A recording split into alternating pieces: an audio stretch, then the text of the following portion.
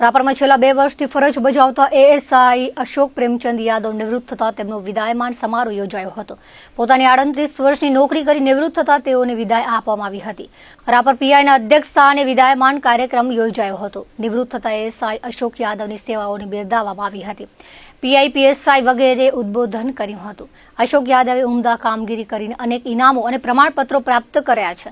પ્રત્યુત્તરમાં અશોક યાદવે પોલીસ અધિકારી કર્મચારીઓનો આભાર વ્યક્ત કર્યો હતો। નિવૃત્ત થયા બાદ જ્યારે પણ પોલીસ ખાતાની જરૂર પડશે ત્યારે હાજર થવાની તત્પરતા દર્શાવી હતી।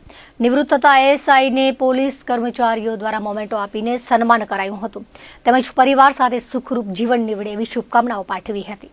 પીરિયડ આપણો મારો સારો ગયો। સ્ટાર્ટિંગમાં અત્યારે એવું લાગતું હતું કે કદાચ નહીં થાય નોકરી।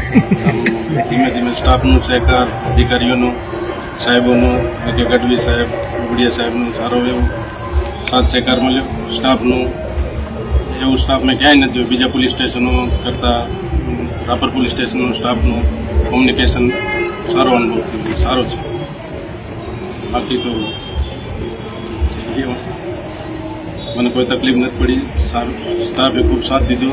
સાહેબોનો ખૂબ પીએસઆઈઓ સાહેબોનો પીઆઈ સાહેબનો સાથ સહકાર સારો રહે।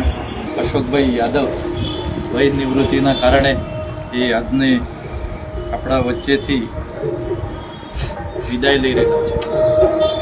અશોકભાઈ 1987 બેન્ચના પોલીસ કોન્સ્ટેબલ તરીકે કચ્છમાં હાજર થયેલા। એ પછી એમને માનકુવા છે, નારાયણ સરોવર, કચ્છમાં તે વખતે ભીમાસર પોલીસ સ્ટેશન હતું ત્યારે નોકરી કરેલા। મૂળ વતની ચિત્રોલી, ગામ ચિત્રોલી, જિલ્લો મહેન્દ્રગઢ, હરિયાણા મૂળ વતની છે। એમના 2 થી 3 પેઢીથી અહીંયા ગુજરાતમાં આવીને વસે છે અને એ બી પોલીસ ખાતામાં નોકરી કરે છે। અશોકભાઈ યાદવનો સમયગાળો મોટા ભાગે હું આવ્યા પછી તો પીએસઓમાં હતા।